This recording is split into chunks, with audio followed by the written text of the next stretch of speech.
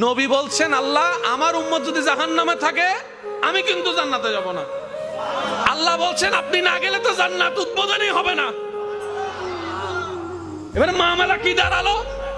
আল্লাহ পাক বলে যে আমি তাহকামুল হাকিমিন নিজেকে বলেছি, বিচার না করলেও তো জিনিসটা সুন্দর হয় না। ও নবী একটা কাজ করেন, ওয়ালা সৌফা ইউতিকা রাব্বুকা ফাতারদা, আমি কাউকে বলি নাই, আপনাকে না বলেছি। আমার সাল্লাহ কাইল্লা রাহমাতাল লিল আলামিন কারো সম্পর্কে নাজিল করি নাই, আপনাকে দিয়েছি।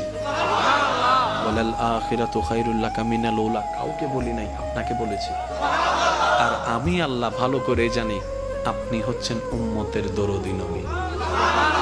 আপনি নিজের জন্য কাঁদেন নাই, সন্তানের জন্য কাঁদেন নাই, পরিবারের জন্য কাঁদেন নাই, নাতির জন্য কাঁদেন নাই, যত কেঁদেছেন জীবনে সবকিছু উম্মতের জন্য। এমনকি হাসরের ময়দানে যখন সর্বপ্রথম আমাদের নবীকে আল্লাহর হুকুমে তোলা হবে, আমাদের নবী উঠেই জিব্রাইল আলাইহিস সালামকে প্রথম প্রশ্ন করবে, ও আমার ভাই জিব্রাইল, আমার উম্মতগুলা কোথায়? আইনা উম্মতি, আইনা উম্মতি, আমার উম্মত কোথায়? আমার উম্মত কোথায়? আমার উম্মত কোথায়? আমি উঠার আগেই নাকি আমার উম্মতকে জাহান্নামে দিয়ে দিয়েছো নাকি? কোনো আমার উম্মত কোনো জাহান্নামে চলে গেছে নাকি? জিব্রাইল বলবে, ইয়া রাসূলুল্লাহ, প্রথমেই আপনাকে তোলা হয়েছে, এখন আর কাউকে তোলা হয় নাই, প্রথমেই আপনি উঠেছেন। আমার নবী বলবে, আমার উম্মতগুলা কোথায়? জিব্রাইল বলবে, ইয়া রাসূলুল্লাহ, এখনো তারা উঠে নাই, উঠবে একটু পরে। নবী দৌড়াই চলে যাবে আল্লাহর রহমতের দরবারের দিকে।